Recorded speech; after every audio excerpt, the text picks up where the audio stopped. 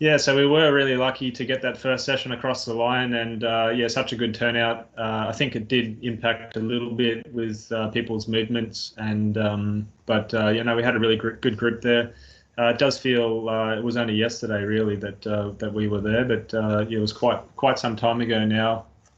Yeah, great to get this going, and we've seen the other groups starting to do this more globally. We've met with Bugs, and Sydney obviously ran their first successful one, which gave us the confidence, I guess, to get started. But yeah, I guess take it easy on the presenters. It's a big challenge to present some of this stuff, with all this technology as well. But they're more than keen to step up, which is great.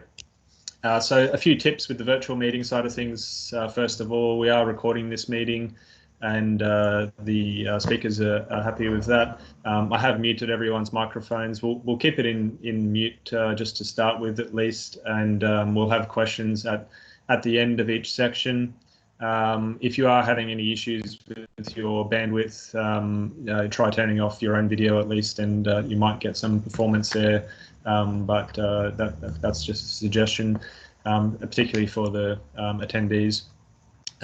Yeah, so ask questions in the chat, and we'll have the team reviewing that chat and filtering back the questions at the end. If you do want to add something in there, feel free, but we'll sort of figure that out as well if your question's a bit more complicated, and open up the mics for a bit more discussion. And as we saw last time, I think this is really about discussion within the group. It's a bit more challenging in this Teams environment. We don't want too many people sort of talking over the top of each other, but yeah, feel free to go crazy in the chat and introduce yourselves as well if you're new to the group or if people may not know you. So tonight we'll keep the intros pretty brief. It's not as easy to sort of to do all that stuff, I think. But we'll sort of introduce the team. We do have those presentations, as I said, with 3 speakers again tonight, and we'll try and keep them to around 20 minutes with around 5 minutes for questions. But we'll see how it all wraps up with the virtual environment, how the guys go and girls with their timing. But we've got some really interesting topics tonight. A couple there that are really relevant to the work from home that we've all been going through. So hopefully it's a bit of a refresh on some of the great things you might have been finding with Bluebeam already, or maybe you're just starting to find the need for that and trying to enhance that. So I think that's great. And with Chris with the tender workflows, I'm really keen particularly to see that one. Having someone from that more trade contractor side is really interesting to me. And then we'll do a bit of a wrap up of the news around the place, which we've got Shanok doing some exciting stuff happening. So just to highlight again what MelBUG is, it's really a group of users. That's what we're trying to get together, local industry professionals, and for me it's really getting as many broad disciplines and companies and sectors and together in one spot and to learn. I think that's key, and the other user groups I've been involved in the past, that's been really useful and beneficial to hear all those different problems or solutions that people have, and to create that platform to share. So we do have things like our LinkedIn group, which is a great spot to share, but really we also want to encourage people to speak. So great that we've got some new speakers, and most of these speakers haven't done something similar to before. So it's great to see them stepping up and taking that opportunity to share with the industry as well. So the bugs themselves are all around the globe, particularly in this time as everyone's moving to online. I think it's a good opportunity to jump on that, and Sydney's an example there. Russell saved the recording of his session, so you can jump back in there and see that. But the other groups now are starting to come online, so that's a great opportunity to see all of those recordings. There's probably too much content now. I know myself, all the different platforms that I'm interested in are all doing online sessions, and I've got a huge backlog of things I need to listen to on top of all the other great things like podcasts. But it's good to have, and I think the Bluebeam launch page, they're looking to update that with some easier to search information, but have a look on that Bluebeam page to see what's available. There's quite a few events coming up in the calendar, and a lot of them are recorded for viewing later if they're in a awkward time zone. So just introducing the champs themselves. Obviously Ben from ACOM and currently sort of chairing the group.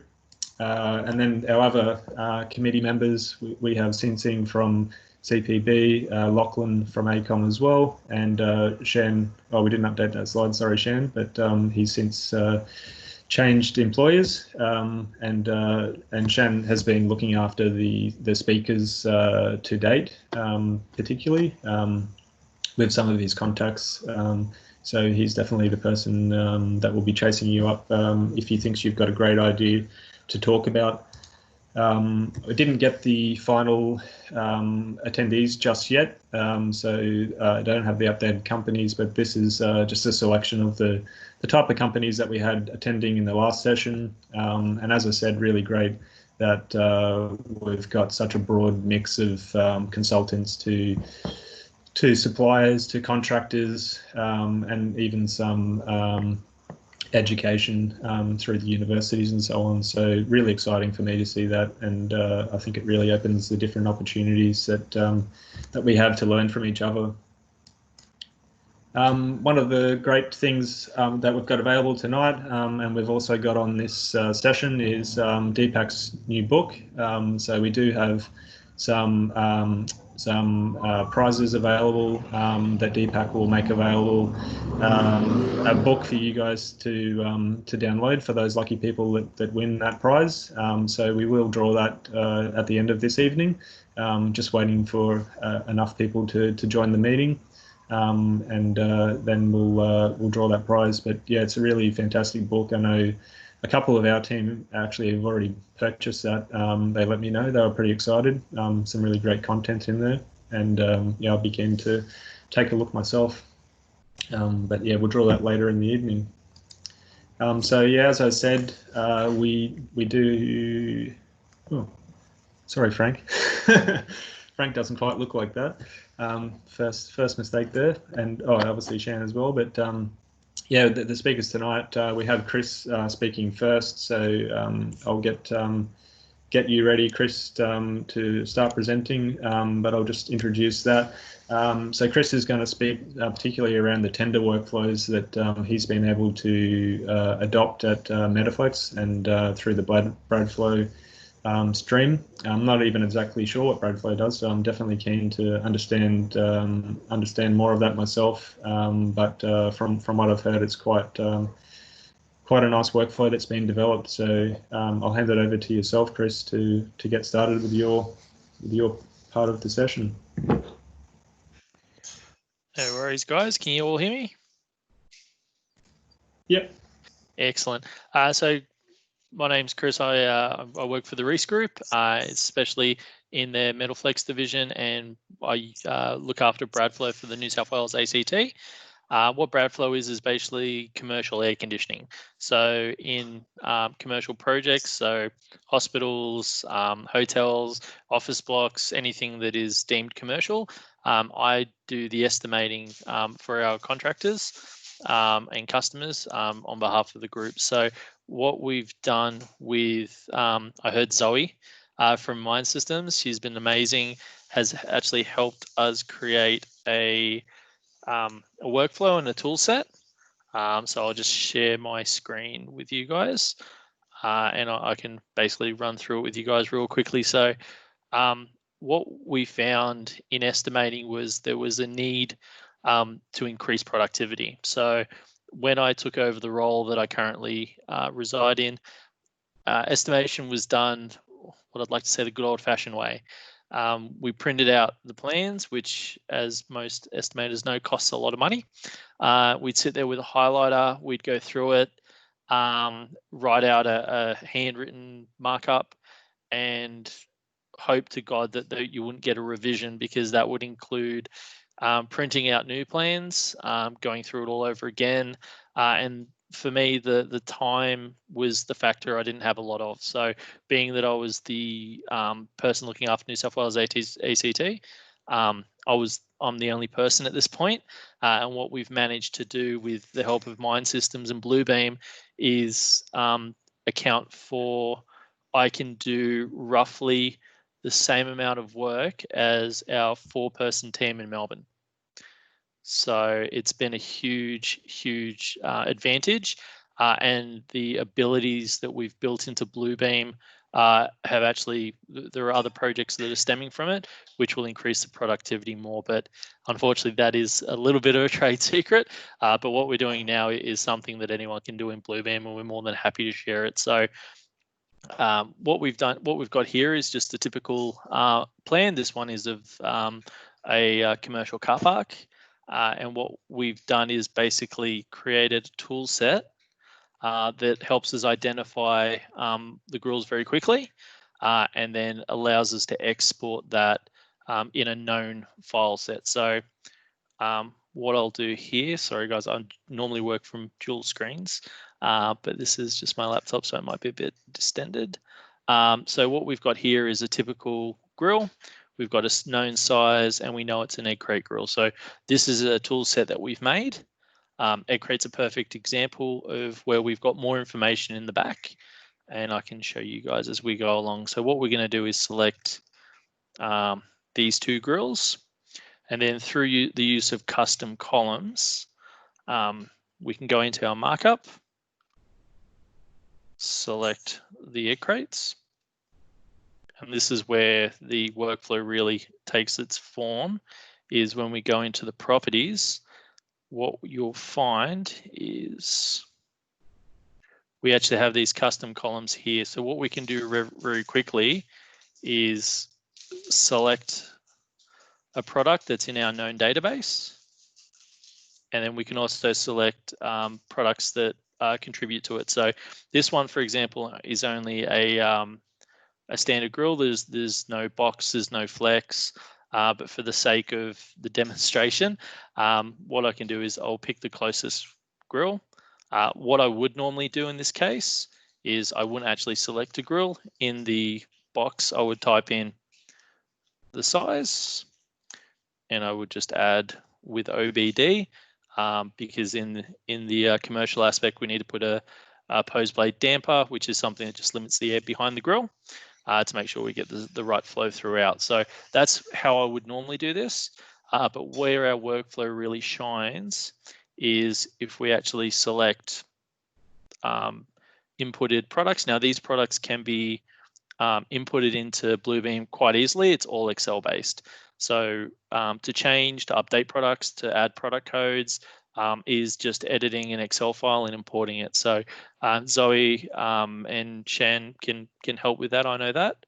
But basically what we do here is, so instead of having multiple selections on the same page, we can go straight in, pick the,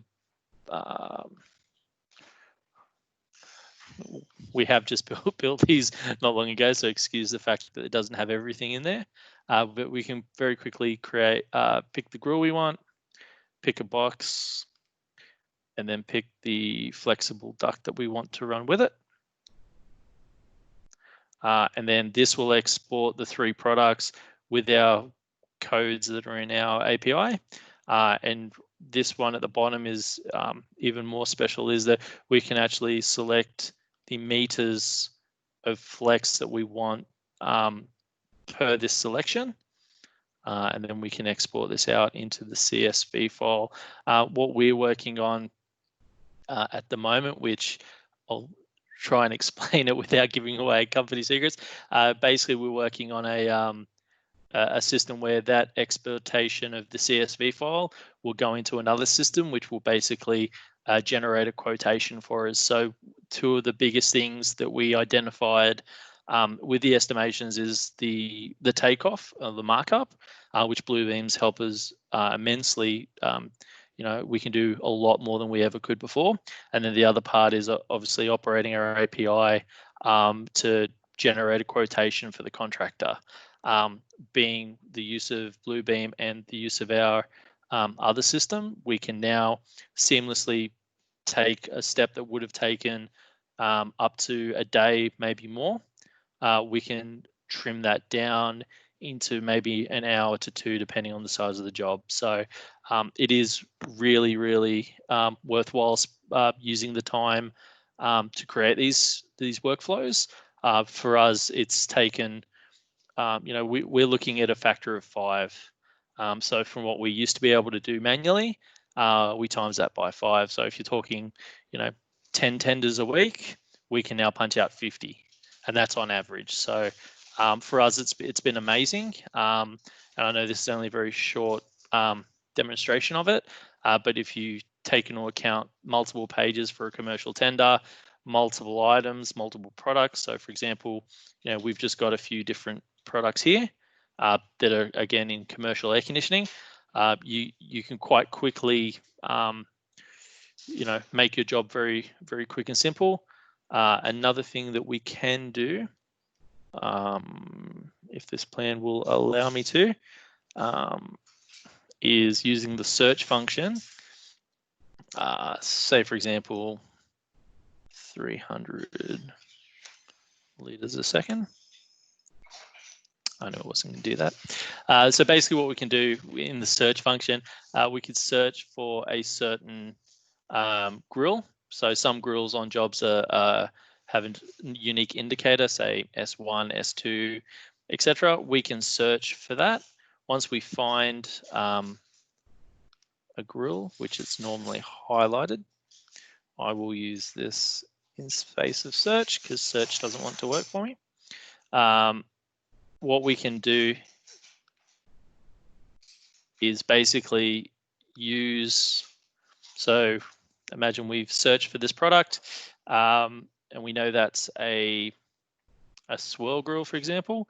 We can rename the highlight, and as soon as we select it, it then populates our list. So as long as the subject line is identical grammatically, so capitalization, no extra spaces, we can quick search through Bluebeam, find all of this particular item, unidentify it very quickly. And again, when we're talking about multi-story jobs, 9, 10 floors, that dramatically reduces your amount of time that you're actually sitting there and going through page by page. You can punch out a lot of items relatively quickly. So that's what we've built. So yeah, any questions? That was great, Chris. No questions for me.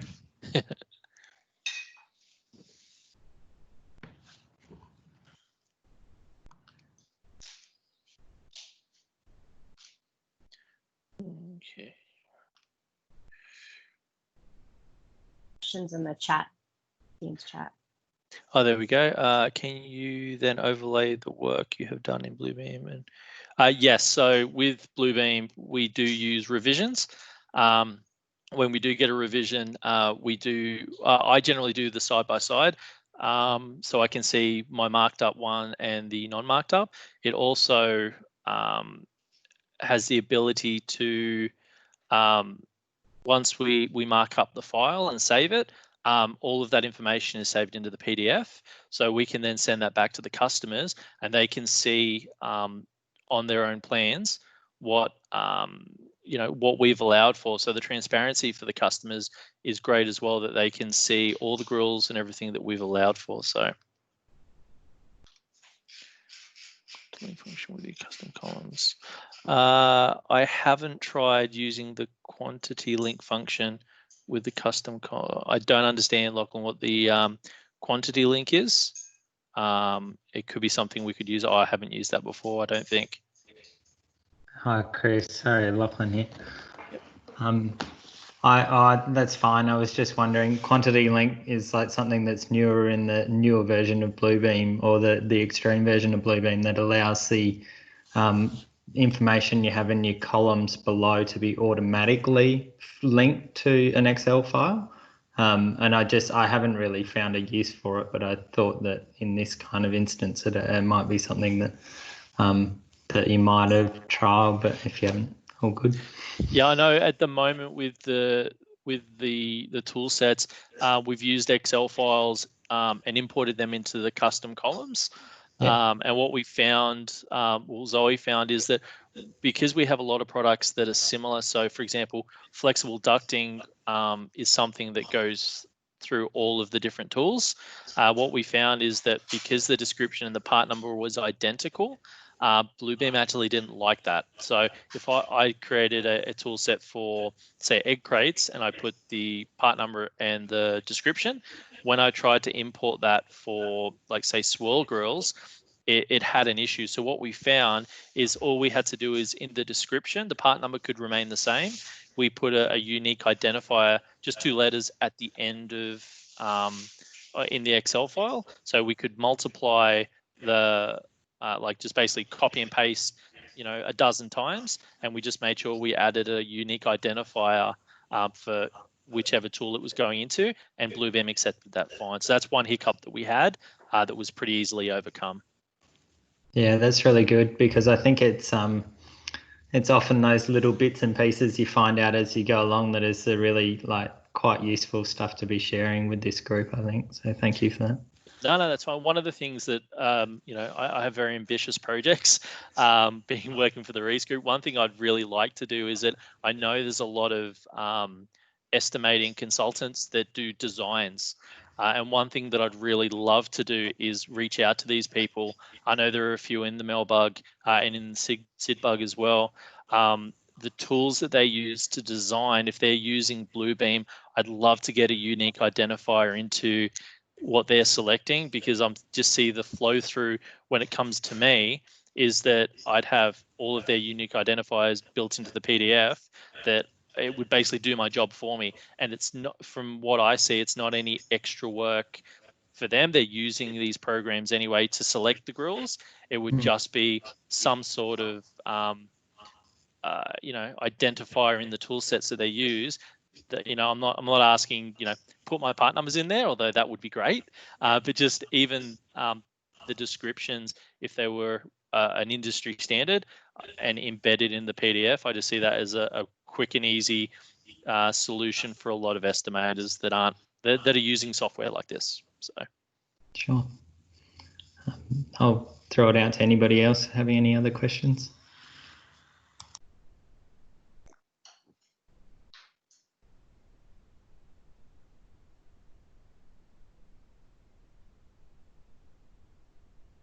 No worries, guys. Well, I hope you found that useful, and if anyone's got any questions after this, then Shan and Zoe know how to reach out to me, and I'm happy to help anyone out that we need to. Thanks, Chris. Thank you.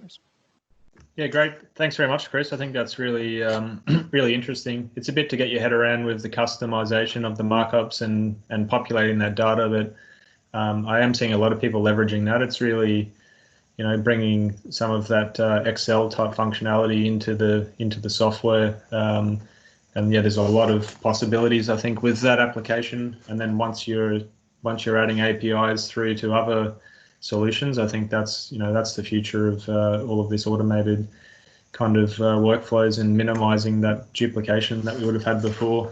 And I think there was one thing that I know Shan will shoot me for not mentioning, because it is something that will take what we do to the next level, is something called wildcards. So you guys witnessed me there select a grill, and then I had multiple selections for boxes, and then I had multiple selections for flexible duct. What the wildcard would do would identify the first grill that I select.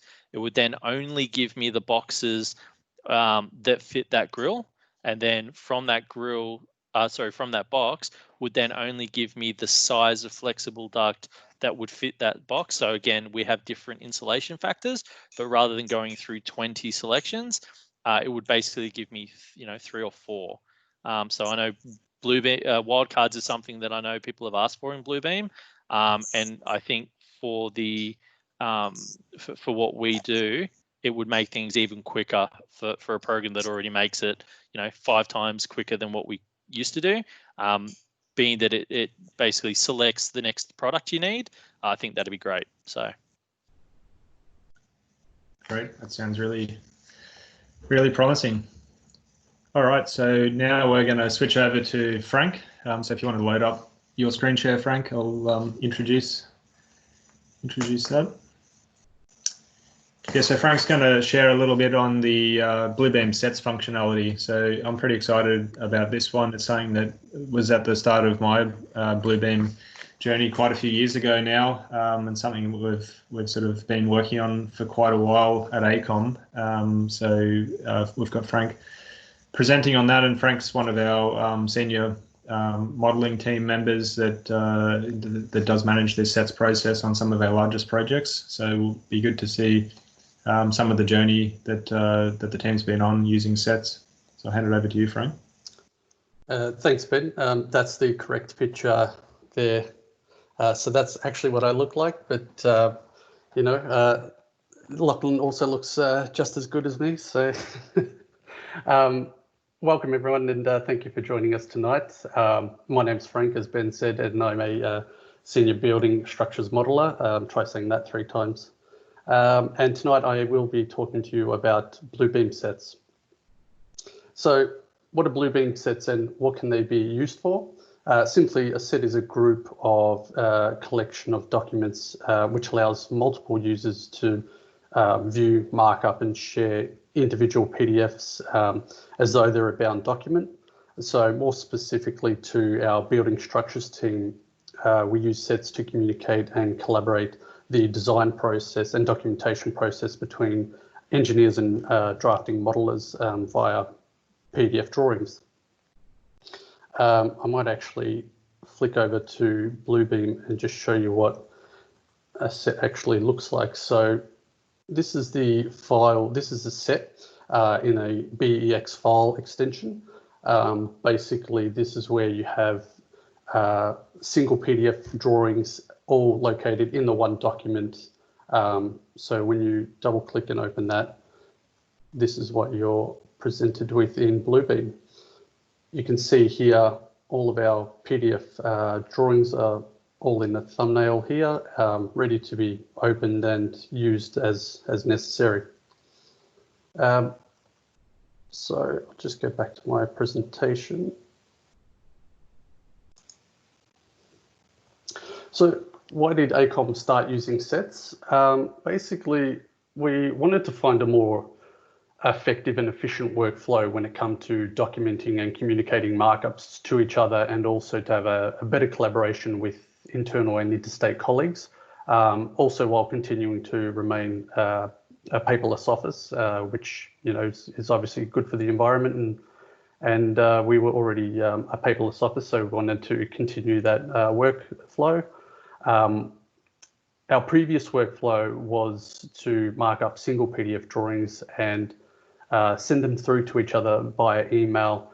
But this we found was causing a lot of confusion and frustration between team members because, especially on large projects, you resulted in getting multiple versions of markups being sent to you, costing us a lot of time because we had to consistently check that we were working on the latest version of markups from the engineers and vice versa, and it became quite challenging to manage that, and it's also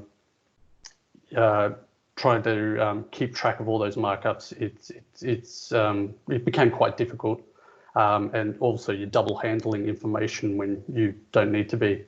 I guess that's why we turned to Bluebeam and Bluebeam sets, because we wanted a single source of truth, one document that had all the information and available for everyone to access.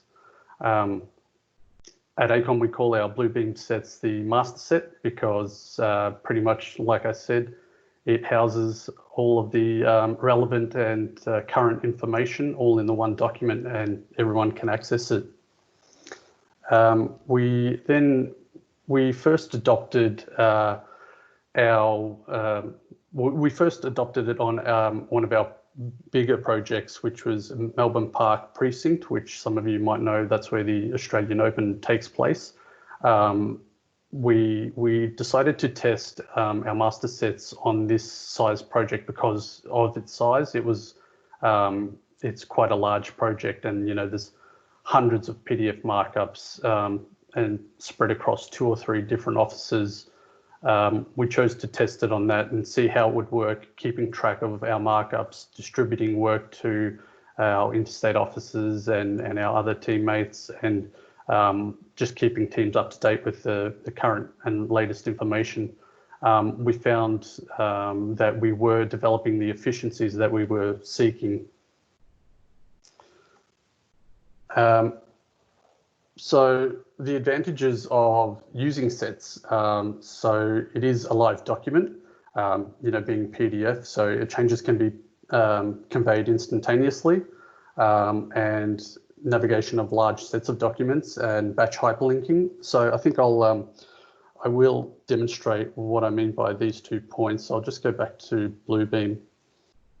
So being a live document, I can simply open up any drawing and go ahead and mark up on this drawing, basically save that, and then someone else can open that drawing and see my markups. It's really that quick and easy to mark up on drawings and convey those changes almost instantaneously.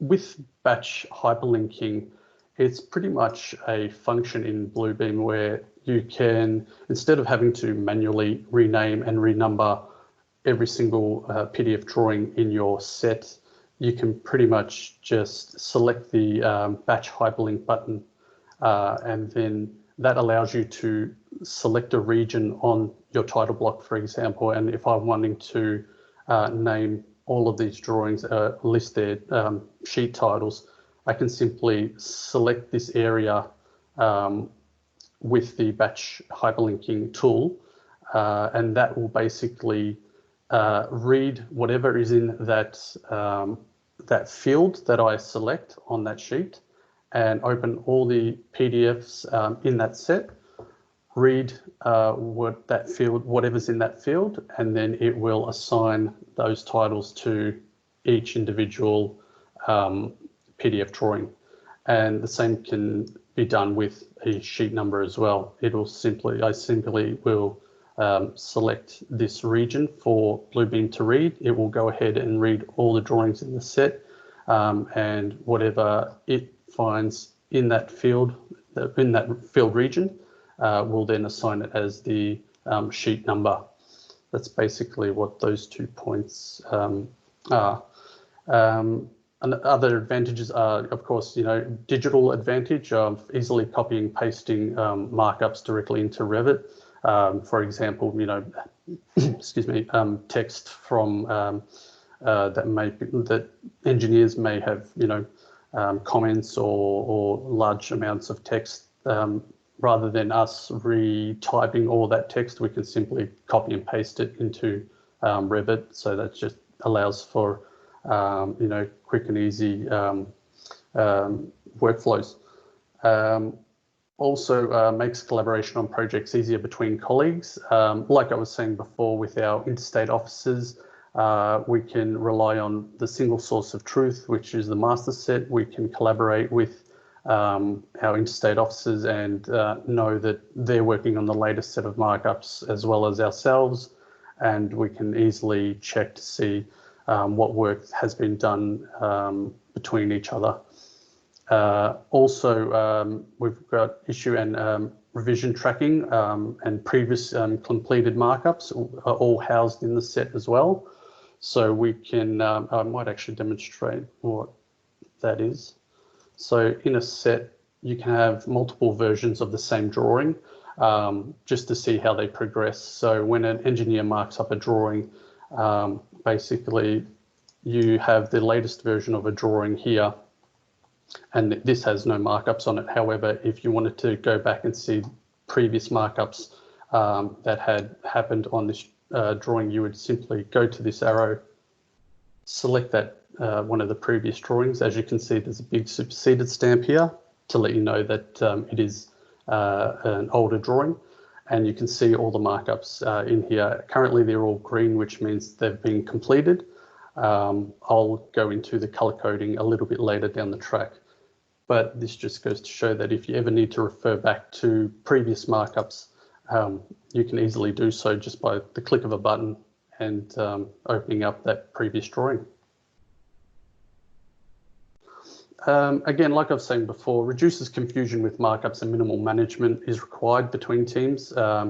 Again, you know, with our interstate teams, you know, you're not getting a million different emails with a million different markups being sent to you, especially for the larger projects. So it's all based in one document, which is much easier to track and control. And Bluebeam sets can also be integrated on local servers, Bluebeam Studio servers. I'll let Sophie talk more about that later on, and also on ProjectWise as well. Like with any program, there are some limitations, of course. So if your set is housed on a local server, you do have corporate licensing and network access issues, and also VPN issues. If you're working over VPN with a set, it can be sometimes slow and or can become corrupt. With Studio and sets, you are limited by the data speed, but again, I'll let Sophie talk more on that later. Multiple people using sets over VPN can cause it to become quite slow, like I said before. So we have noticed that VPN does cause a set to become quite slow when opening, closing, and or saving any drawing in the set. And only one person can access a PDF drawing at a time in a set. So if I had a drawing open in a set and one of my teammates wanted to open that same drawing, they would see a file lock notice come up, which basically won't allow them to open that drawing. They can open it as a read-only. However, that means they won't be able to save any markups on that drawing until I have closed that drawing down. There is a little bit of training needed before you can create or modify a set. And as you'll see there, I've got in brackets administrator. I'll talk about that a little bit later.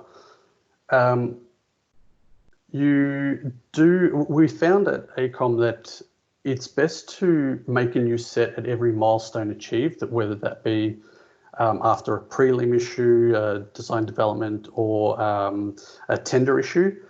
That's because we found that once, and especially again on big projects, it can become quite large.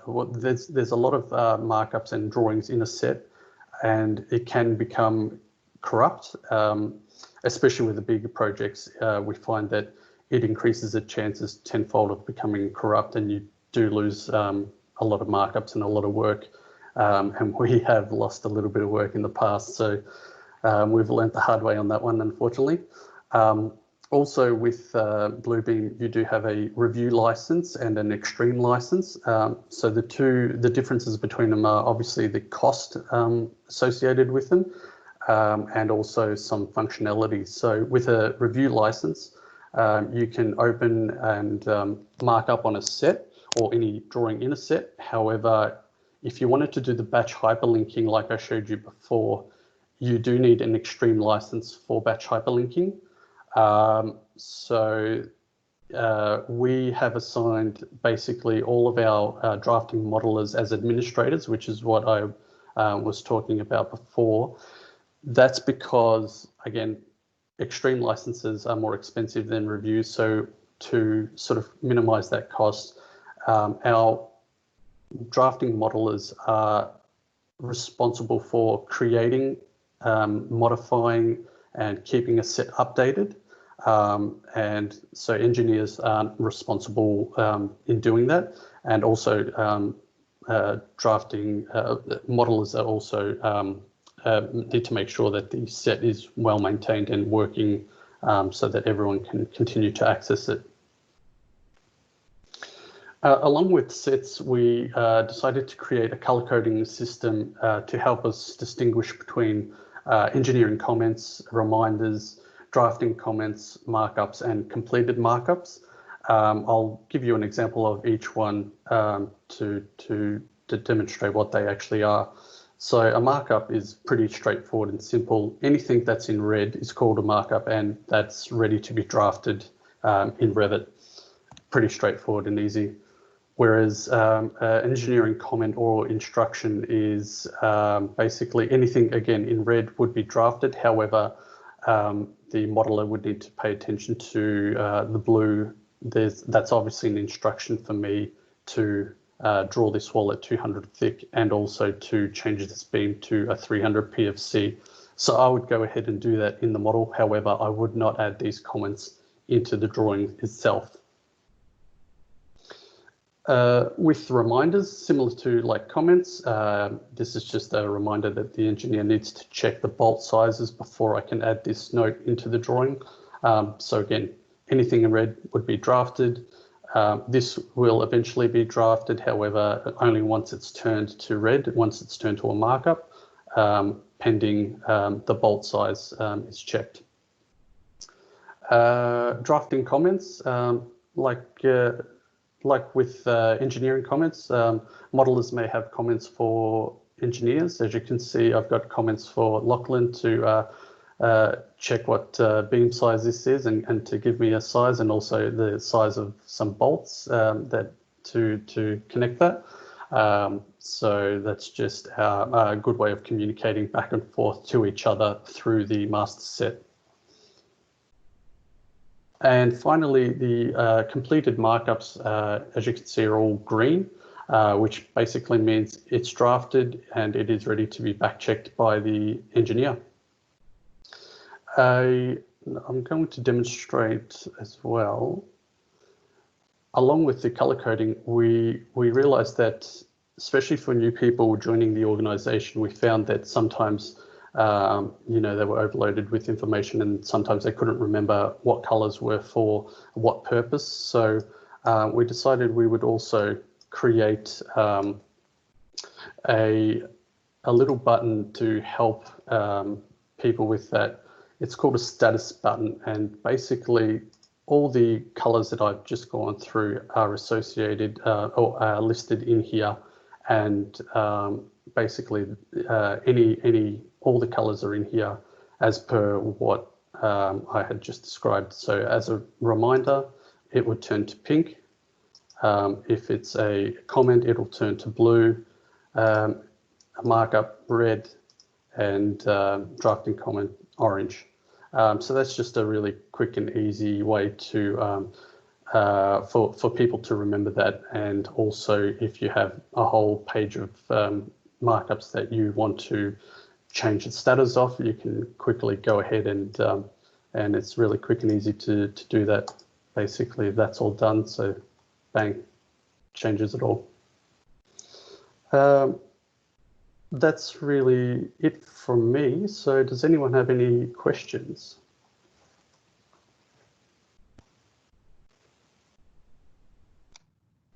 I'm good, Frank. That was really good. Just let you know. Well done. Thank you.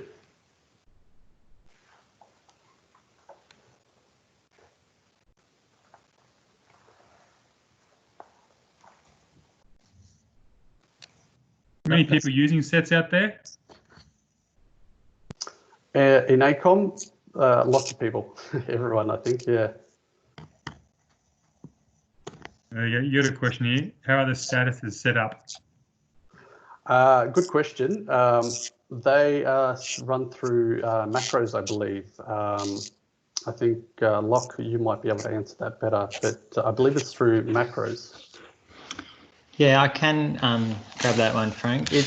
The statuses are actually just built into Bluebeam. So it is actually one of the, if you go down the bottom of the Bluebeam window, it's one of the columns down there as well. And you can actually, like, there's one that's built into the profiles, which is like accepted and approved and, you know, ready to review. But you can actually go through and customize and create your own status profile as well. I would be quite happy to, if you wanted to sort of contact me after, I can probably just show you a little demo of how you create it. Was David, was it? I didn't want to go too far into that because that's probably another topic for another day. You could get quite in depth with macros and statuses and all that. Yeah, effectively it's built into Bluebeam. It is one of the functionalities in there, and you can customize it. And it's really handy because it means that you can both, when you change the status, it will both change the color and let Frank know that it's ready to be drafted, and then he can change it back to green again when it's been done. But it also will keep a track of down in your columns at the bottom. It will say that this has been changed to ready to be drafted by Lachlan at this date at this time. So it's actually keeping a quality assurance record of every step of every time the status changed as well. So if you ever wanted to go back and review that, then it's excellent for that sort of QA process. I just had a thought. I can put in our Bluebeam user group on LinkedIn a little video. I'm sure I can dig one up on Bluebeam on how statuses work. So just keep an eye out there. Just another way we can share some information. That'd be great, Shannon. There's a few questions there about the storage of the sets. So we've at ACOM we've primarily used the local server, mostly due previously not working from home as often as we are now.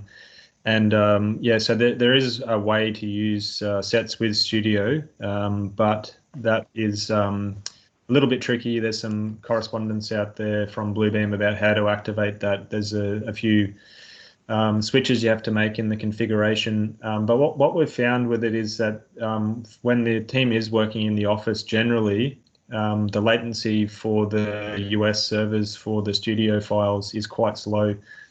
So we did make a decision for most of our projects that we found that the 80% of people working in the office, it wasn't really worth the hassle of that extra lag that we find with the Studio environment. So I believe if that latency and speed can be reduced, then we would definitely switch to that. But with the work from home, we have moved some projects to that environment for Studio. But it is a little bit more effort to set it up.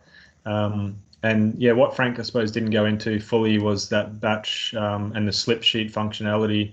But the way the sets are managed are that the set manages the current version of the PDF, and you essentially keep updating the version which the set maintains, and the markups copy through.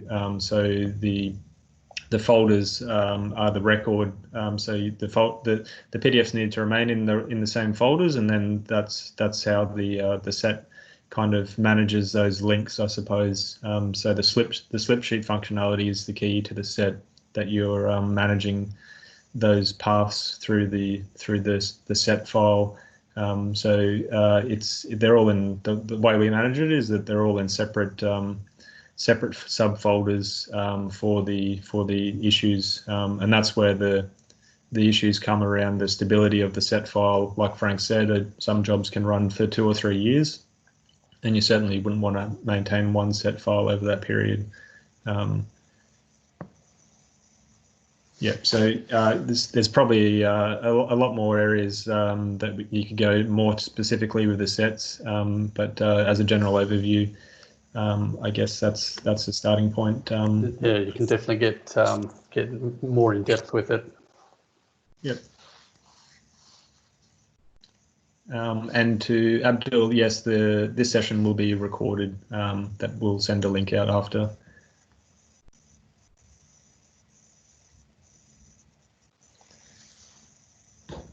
So I think we've covered enough there, unless anyone's got any other specific questions. That was really great, Frank, and it certainly brought back some memories of getting all that working on Melbourne Park back in the day, and I really like that statement that everyone sort of refers to it as the master set. I think that really reinforces to me that the value. Sums it all up. Yeah.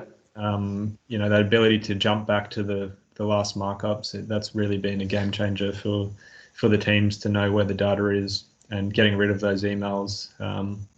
So yeah, I do look forward to that day when it can be all cloud hosted as well, and get that real reliability to access that information wherever we are.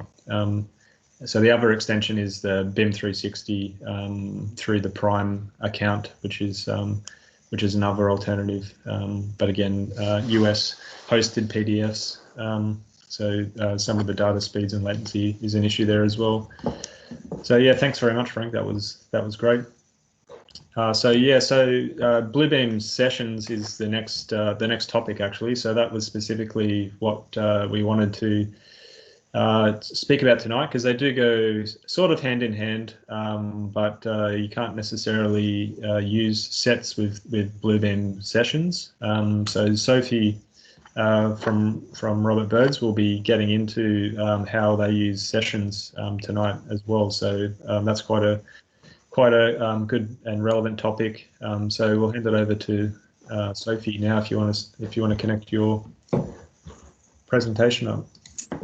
Hi, everyone. Can everyone hear me? Yes, we can. Yeah. Great. Okay, I'll just get my presentation up.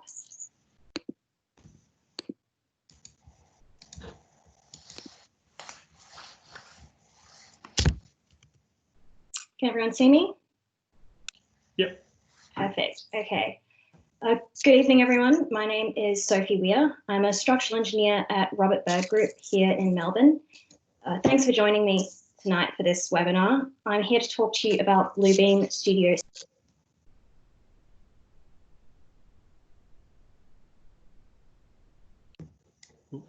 Oh, we just lost you, Sophie.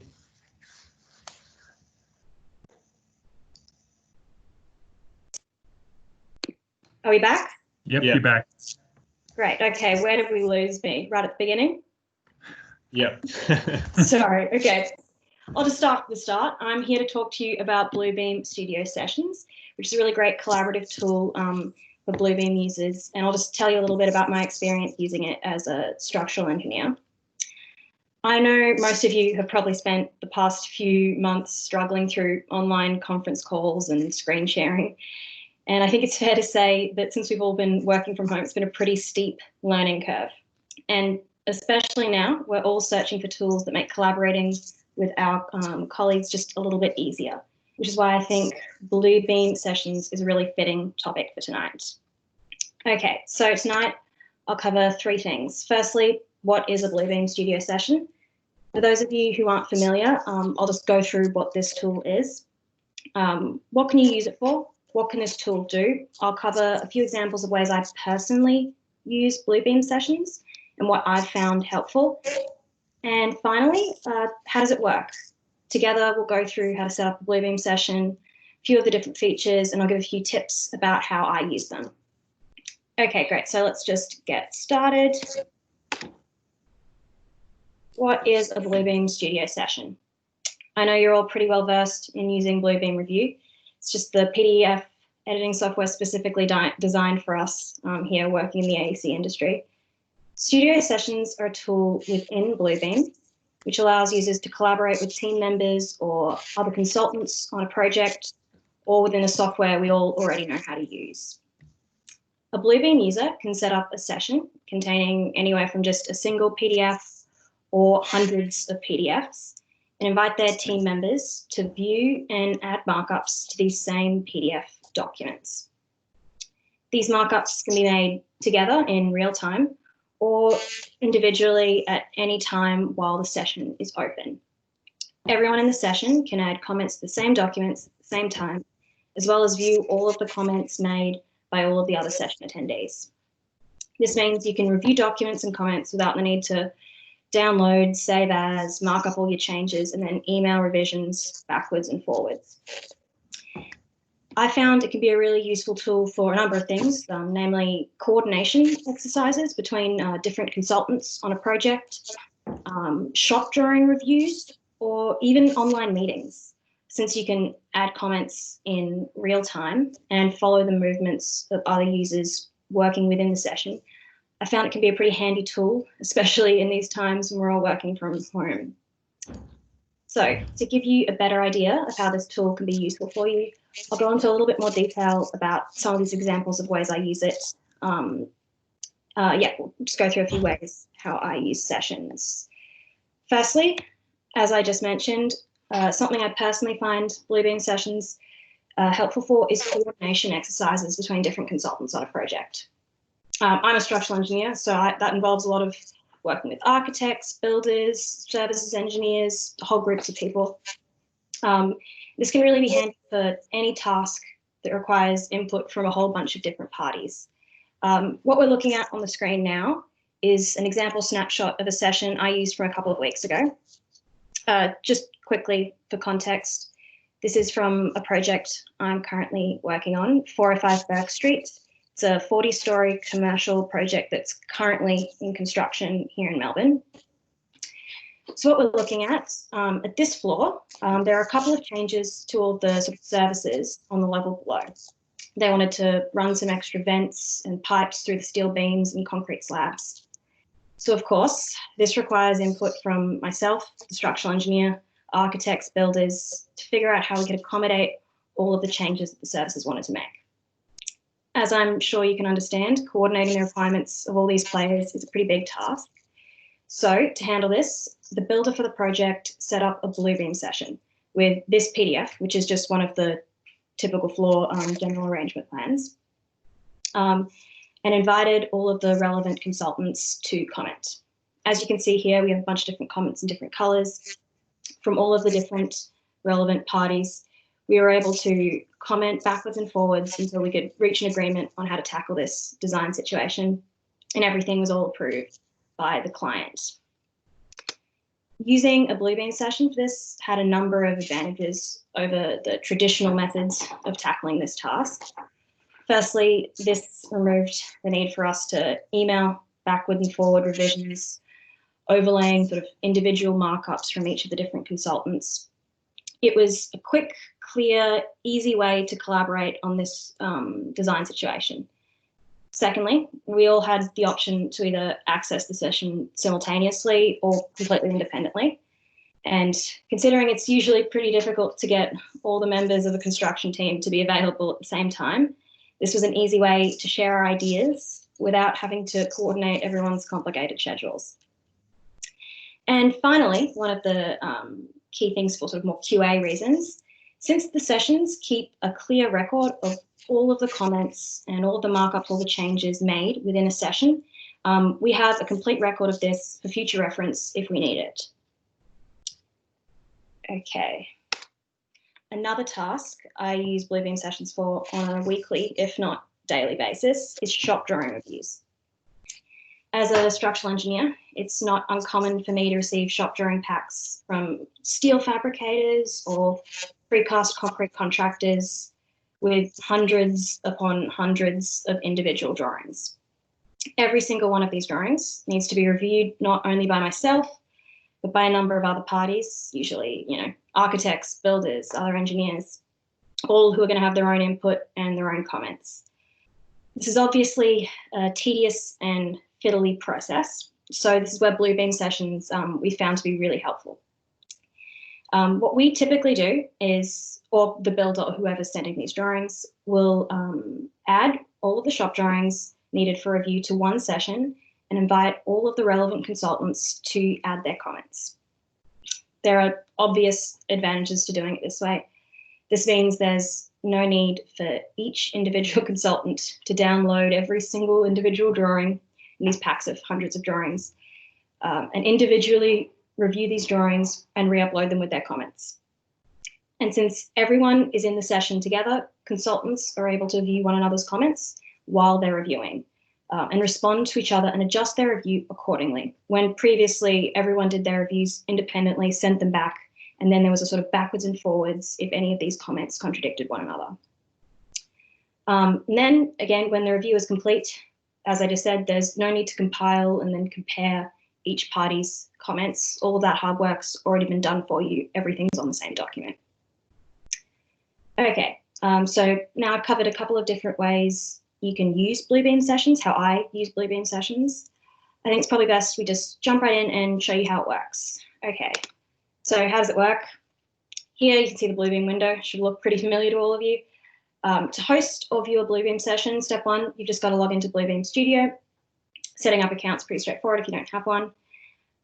One quick tip here, although you do need a licensed copy of Review to set up and host a session, you don't actually need a licensed copy to attend a studio session.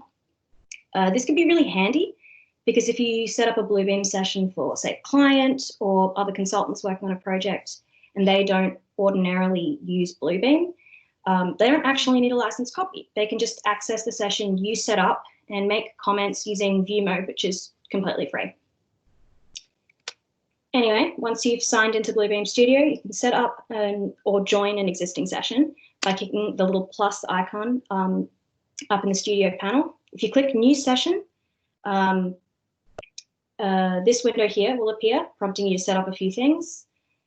You'll need to set up a name for your session. This can really be whatever you like. It doesn't need to be unique or anything like that. It'll just be the title that everyone sees when you invite them to the studio session. You can then just simply add whatever PDFs you wish to add to the session in this window here, and then set the session permissions. These are pretty simple. The session permissions just determine what the attendees in your session will be able to do. You can see this determines whether or not they'll be able to save, print, upload, add markups, etc. You can also set whether or not you want to restrict access to your session by email address. Say you have some confidential documents that you need to set up a session for or review, you can just tick this box and only the users that you've defined in the next little window will be able to join. Otherwise, you can just leave it unticked and anyone with the session ID will be able to join. Finally, you can just set an expiration date for the session. If you do this, the session will automatically close at the date and time that you set. This can be useful, example, if you have a deadline, say for shop drawings or some other activity you're doing, and you need to make sure all the consultants review it before that certain time. And like most of these items, you can change the expiry date once the session's been set up. And if the session expires and you're not done reviewing it, it's pretty straightforward to reopen it if that's what you need to do. Okay, so now your session's been set up and it's time to invite other users to join your session. Bluebeam will prompt you to invite others to your session with this window here. You can invite people to your session either just by manually entering their email addresses, or if your email is configured, you can add them directly from your address book. But now remember, if you tick the restrict attendees by email address box on the previous window, you'll need to make sure you add everyone you want to be able to access the session at this step here. Otherwise, they won't be able to join the session.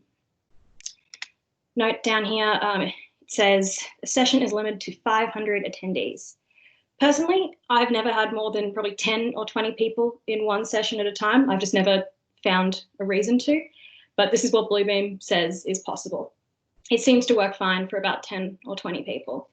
But yes, clicking OK here will just send out invites to all of the people you've specified. Looks like that little thing in the bottom corner. And the users can join the session either by just clicking the link in the email they're sent or by entering the session ID. The session ID is right up here. It's a unique 9-digit code that's automatically assigned to each session that you set up. And this can also be used to join the session if someone doesn't have an email invite. Okay, so now we've set up the session. How do we use it? If you know how to use Bluebeam, the rest is pretty straightforward. You and the other attendees are free to add comments as you usually would. All the same markup tools are available. You're just working with the program that you already know. If you have a custom tool chest set up or a custom sort of set of stamps or anything, all of those will be available to you. You're able to use them and the other people in the session can use whatever ones they have set up. While you're doing this, one quick thing to keep in mind, you can't delete or edit comments made by other users. You can only do that to comments you've made on your own. You can only edit your own comments. Just keep that in mind. Now to understand a little better how to interact with other attendees in the session, let's take a closer look at the session window itself. Here, you can set your status, whether that be, finished, reviewing, waiting, whatever it is. This can be seen by all of the other members, all the other attendees in the session. Below this, we have the attendee tab. Here, you can see the list of attendees in the session, their status, whether or not they are currently online, and if they are currently online, what PDF in the session they're currently viewing. In order to show up in this little attendees box, you do actually have to have entered the session. So if you've just been invited to the session, you won't show up in here until you've actually entered the session for the first time. There are a few other cool things you can do here. Firstly, if you click on any of the attendees, you can choose to filter their comments in the session. So say the architects come in, they've put comments all over the document and they're not relevant to you, or you just don't want to see them. You can filter these out, you can hide them, because this can be pretty useful, again, because as I said, you can't delete comments made by any of the other session attendees. The other really useful thing you can do here, one of the aspects that actually makes it a really helpful collaborative tool, if you're in a session and another user is online at the same time as you, you have the option to follow them. This means you're able to watch them as they mark up, as they pan around the document. Your screen will show that as well. You can watch them as they zoom, as they pan, as they mark up. To do this, all you have to do is hover over the attendee in the little attendee panel and click follow attendee. Your screen will automatically update to follow whatever they're doing. And this is an easy alternative to using something like, say, Microsoft Teams screen share, which I'm sure, as most of you have found, can be a little bit difficult and laggy when it comes to sharing Bluebeam windows. Final feature I'll talk to you about tonight is the records window. I think they briefly touched on a few things like this previously. While you're in the session, Bluebeam conveniently keeps a record of every single bit of like attendee activity that's happening. So that's what markups are made, when and by who, when attendees enter the session, change their status, leave the session, and any chats that you send through. You can see there's a little chat window here, so you can send little messages to the other attendees in the session. It's all tracked in the session window, the session records window down the bottom.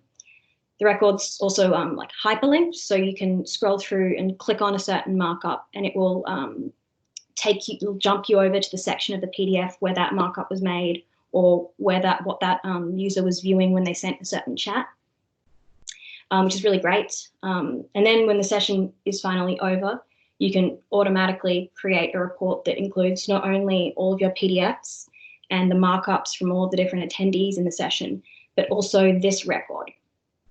So that's just a brief run through of how to set up and use a Bluebeam session. Before I wrap up, I'll share a few final quick practical tips. Firstly, this one might seem obvious, but if you plan to invite a number of different people to your session, to prevent confusion, it's best to come up with a system ahead of time so you can tell whose comments are whose. Again, although every comment is tracked in the records window, scrolling through that every time is just tedious, and you need a better system. Personally, similar to what Frank was sort of saying before, a simple system I think works best for the projects I work on. Typically, we have a pre-agreed color code system. On the project 405 that 405 Burke Street I was talking about earlier, the architects always comment in red, the builders always comment in blue, services is usually green, and we, the structural engineers, are always purple. It's a simple system and it works. One other important thing to remember, especially if you're using sessions for something like a shop drawing review, is that only the session host receives a copy of the markups in the session and the session record. So if you want to keep a copy for your records or you want to download it for whatever reason, you need to make sure you do this before you leave the session or the session closes. And one last tip, I would say, although the sessions are usually pretty quick when you're only operating with maybe like less than 10 people in there and the documents aren't too big, I don't normally have too many problems with it like lagging or running slowly. But obviously sometimes this does happen if there's lots of people adding lots and lots of markups. To prevent this, a couple of, again, maybe obvious tips. Avoid using unnecessarily large copies of PDFs. If you can use a smaller file size, then do it. And remember to do this before you add the PDF to the session and start the session, because you can't change it afterwards, obviously. And additionally, where you can, avoid inserting images or large detailed snapshots or even grouped markups. You can usually use these things without too much trouble, but they can be pretty, data heavy. And if you're having trouble with the session lagging, getting rid of these sorts of things might be a good place to start. Thank you all for your time tonight. I hope you all learned a little something new about Bluebeam Studio Sessions and ways you can possibly use them to make your workday just a little bit easier. Happy to give a shot at answering any questions anyone might have. And thanks again for your time. Well done, Sophie. I think getting heaps of comments. People are loving the presentation. Well done. Sophie, is there where are the files actually stored? Do they sit within your own server environment, or are they in the cloud? And what's the security structure set up on that? If you were doing, say, armed forces work, you'd have to comply with certain security arrangements. Can you give an insight on that? I wouldn't claim to be an expert on anything about, anything too sort of confidential. Usually when I use it, I think they're just going straight onto the sort of Bluebeam server, I believe.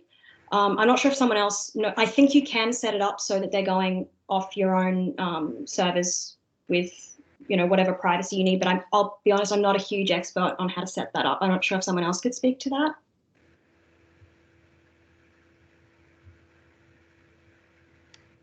They're all set up on. I can. You want to go, Kelly? Yeah, I can answer that question. So Kelly here with Bluebeam, based here in Australia. So just speaking to that, our servers at the moment are located in the United States and in the UK. So when you log into Studio, you can choose your flag. We are investigating the legislation here to become compliant with the local Australian legislation with regards to data residency and sovereignty. So just to make sure that that we do kind of dot all our I's and cross all our T's. So we should have some more information for you guys on that quite probably by the next user group potentially. Great, thank you. Fantastic presentation, No worries. Sophie. Well done. Thank you.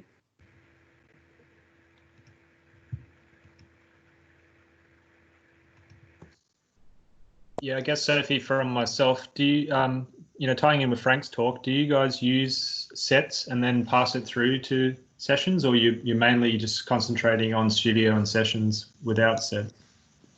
Personally, I've only ever used sessions independently in sort of the ways that I've described there, just sort of for collaboration with other sort of members of the construction team. I don't have too much experience using it with sets, but I know that there are some great things you can do there. I don't know if Frank might be a little bit better at answering that question. Yeah, I guess one of the things that we found is that sessions, the data stays only within the session and it doesn't even update within Studio during that time. So for our workflow, that's a bit of a risk. So I think if you're inviting external people to collaborate in a session, that's fine. But if you also want to still maintain current information in the set, there's not a current workflow that you can tie the two together. So I think it's, definitely has its purpose for that multi-user collaboration. But I think using with sets is a challenging thing at the moment. but no, that's really really thorough overview of that workflow. I think that's it's actually quite simple the way you show it, but when people first get into setting up a studio and setting up a session, it's the Bluebeam side of things can be a little bit confusing with the configuration. So I think anyone on this call, if you're looking for a demo of how to set that up, that's probably, as people commented in the comments, the best overview that I've seen as well of those steps. It is quite simple, but it does take a little bit to get your head around. So thanks once again, very informative and well presented. All right, so we'll switch back now to myself, and I'll get up the news. So we've got Shan just providing an update with some of the things that are happening around the industry at the moment. Yeah, so just give you a quick update on news. So Review's got a new release, so the 2019.1.20. Yes, 2019 does come out with depending on what your IT is set up, you can turn this on or off, notifications to say you've had an update or not, and you want to install that. But if you do want to find out for yourself if IT have turned it off, you can go into the help and check for updates anyway. Bluebeam testers, so every year, just like lots of other software out there, they're looking for beta testers. So you can jump online. It's been going for a little while now. I'm not sure if it's closed as such, but look, it's worth having a crack and try and get the Australia and New Zealand, our AusPac region to get some input into that. So definitely sign up, and it's kind of interesting. Send you little questionnaires and ask you to make comments. A little bit on US time, but it's not too demanding. I've done a few of those already. Now, XCon, unfortunately not running this year due to COVID-19, of course. I mean, US is pretty chaotic at the moment. I just want to point out DPAC. I still got good memories of XCon. You and I receiving the award for MelBUG, even though we've only presented there. Russell did all the work, but there's a good video of us on Bluebeam's YouTube of accepting the award. So that was really lots of fun there. All right, shared knowledge. So I always like to share where else can we find information. Do you agree with Ben, though, between the podcast, catching up with other user groups, and probably Netflix as well? There's too much information out there. But MelBUG, so that ran last month, so it'll be in another 2 months' time. They did a recording, I think Ben mentioned earlier, so you can chase it down and have a watch of that. And it's good just seeing what average users are doing. So it's not the people like myself doing the spiel of Bluebeam. It's what a real user's doing. So that's great. Bluebeam are running their own demonstrations at the moment. Kelly, correct me. I think there's one or maybe there's two left of what councils can do with Bluebeam workflows, and what Sean's been doing. I think Sean's online. I think it's been going really good, and it's really challenging and definitely be pushing councils forward a bit more. But once again, it's ideas for other people who are able to pick up. So it's not really just counselling. I mean, there's councils, I should say. There's other aspects as well that you can bring into your own workflow. Blogs to look out for. So I'm a big fan of this guy in America, Bluebeam and Burgers. So check out Troy's blog. Also a good burger write-up as well. But he's just pretty comical. I like his sense of humour, and it's good. It's good read. Structure XUR, that's by Bluebeam. There's a great blog they did, I think it was early or late last year, about a mechanical quantity takeoff done by one guy in Sydney. It was really quite good, and how he's used it, because he could hardly see the pen and paper anymore, but Bluebeam saved his job. And there's just other informative stuff there. Carol Hagan, I've always liked her stuff. Not sure if she's publishing anymore, but always good backlog. I'm going to throw myself in there with the Captain BIMCAD.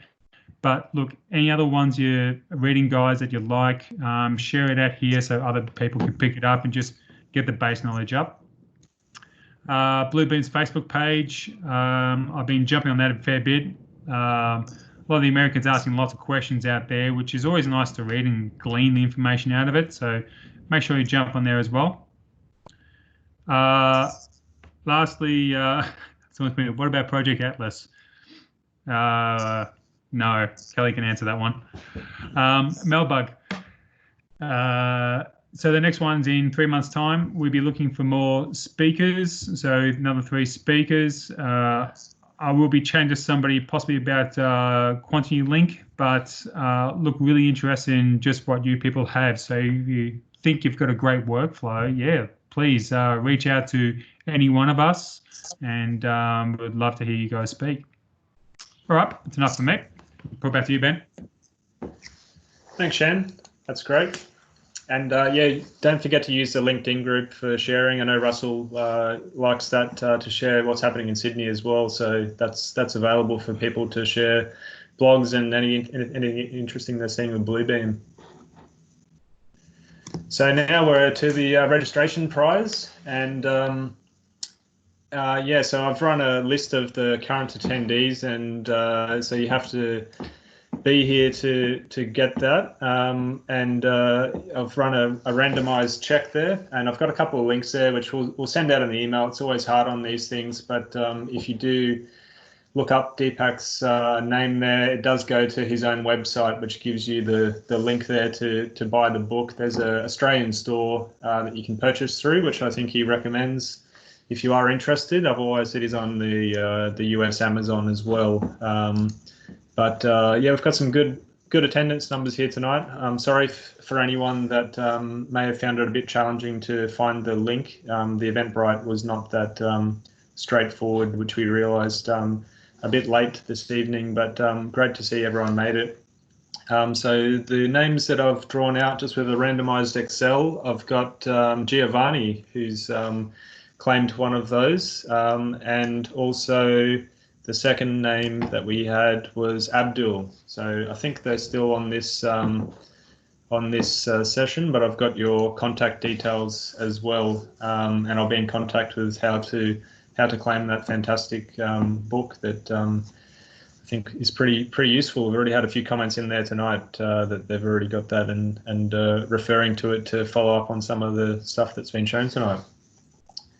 So yes, as Shan said, we'll be looking to lock in that next meeting sometime in September. We'll pencil in, similar time of the month as usual. We're not too sure how we'll be placed. Probably not going to be able to do a on-site meeting still at this stage, but maybe things will change before then. But I think virtually it works pretty well.